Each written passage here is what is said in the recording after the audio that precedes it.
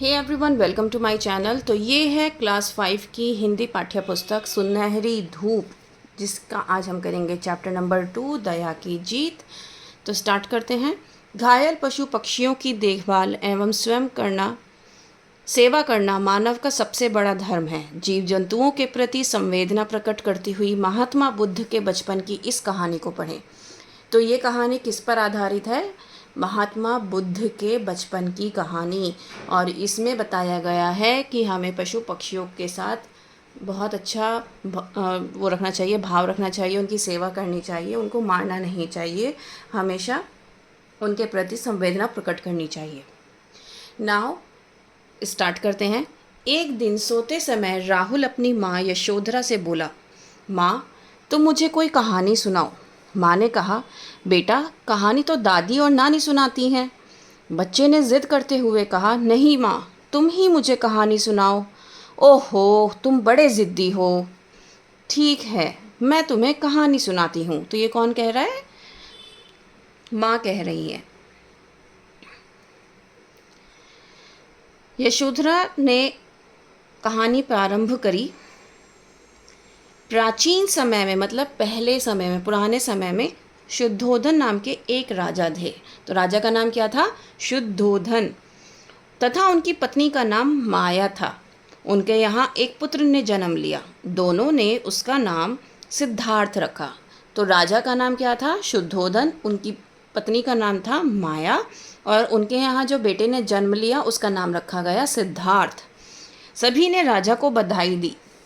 राजा ने राज ज्योतिषी को बुलाकर बच्चे का भविष्य जानना चाहा। जो ज्योतिषी होते हैं, जो हाथ देखते हैं और बताते हैं उनका फ्यूचर, तो उनको बुलाया और उससे उसका भविष्य जानने की कोशिश करी।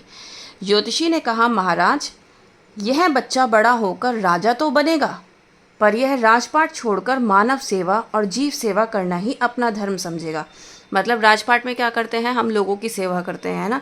लेकिन ये यहाँ पे मतलब सभी कुछ देखते हैं। ज़्यादातर हमने राजाओं को ऐसा देखा है जो जो एक पद पर तैनात रहता है ना, वो पहले अपने बारे में सोचता है, उसके बाद लोगों के बारे में सोचता है। लेकिन उसने कहा कि नहीं, ये बेटा एक ऐसा बेटा होगा जो पहले लोगों के बारे में सोचेगा, उनकी सेवा के बारे में सोचेगा, जीव जंतुओं के बारे में सोचेगा। यह सुनकर राजा अधिक खुश नहीं हुए। उन्होंने बच्चे को राजसी सुख सुविधाओं की आदत डालनी शुरू कर दी। मतलब राजा, जो राजसी सुख सुविधाएं होते हैं, राजा की जो सुख सुविधाएं होती हैं, पूरे टाइम आराम करना, आसपास आपके सारे नौकर चाकर रहना, एक आवाज़ पे आपके नौकर आपको सामान ला के दे रहे हैं, तो इस तरह की आदत डालनी शुरू कर दी ताकि वो लोगों के बीच ना जाए और उसको राजसी खानदान की ही आदत रहे। सिद्धार्थ अपने चचेरे भाई के साथ पढ़ता और खेलता था। चचेरा भाई मतलब चाचा का बेटा। महल के उपवन में अनेक पशु पक्षी थे जिनसे सिद्धार्थ बहुत प्रेम करता था। एक शाम सिद्धार्थ ने एक हंस को नीचे गिरते देखा। सिद्धार्थ ने दौड़कर उस हंस को गोद में उठा लिया। उसने देखा कि एक तीर उसके पंख में लगा है। उसने झट से तीर निकाला और अपने अंग वस्त्र से कपड़ा फाड़कर हंस के घाव पर लपेट दिया। अंग वस्त्र मतलब जो उसने कपड़े पहने हुए थे। तभी वहाँ उसका चचेरा भाई देवदत्त हाथ में धनुष लिए आया। तो ये देवदत्त कौन था? उसका चाचा का बेटा। उसने कहा, सिद्धार्थ, यह हंस मेरा है, इसे मुझे दे दो। तो हंस किसने मारा था? सिद्धार्थ के चाचा के बेटे देवदत्त ने। नहीं देवदत्त, यह घायल है, मैं तुम्हें इसे नहीं दे सकता। दुखी होकर सिद्धार्थ बोला। तो सिद्धार्थ ने कहा कि भाई मैं इसे नहीं दूंगा, ये घायल है। तुम्हें दुखी होने की आवश्यकता नहीं है, मतलब तुम्हें दुखी होने की ज़रूरत नहीं है। यह जंगली हंस है, इसे मुझे दे दो। देवदत्त ने अधिकार पूर्वक कहा, क्योंकि तीर उसने मारा था। पर घायल पक्षी को मैं नहीं दे सकता, इसकी रक्षा करना मेरा धर्म है। यह सुनकर देवदत्त क्रोधित हो गया। मतलब अब देवदत्त को गुस्सा आ गया क्योंकि उसने उसका शिकार किया था। यह सुनकर देवदत्त क्रोधित होकर बोला, मैंने मारा है, यह मेरा शिकार है और इस पर मेरा अधिकार है।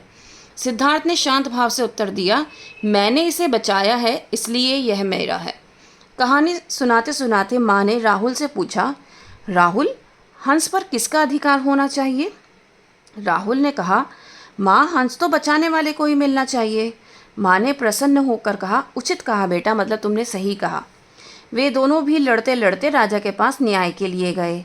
तो राजा ने फैसला किया, हंस पर पहला अधिकार सिद्धार्थ का है, मतलब पहला हक किसका है?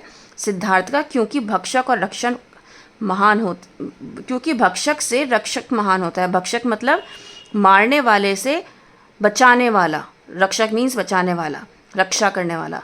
भक्षक मीन्स मारने वाला, रक्षक मीन्स बचाने वाला, रक्षा करने वाला।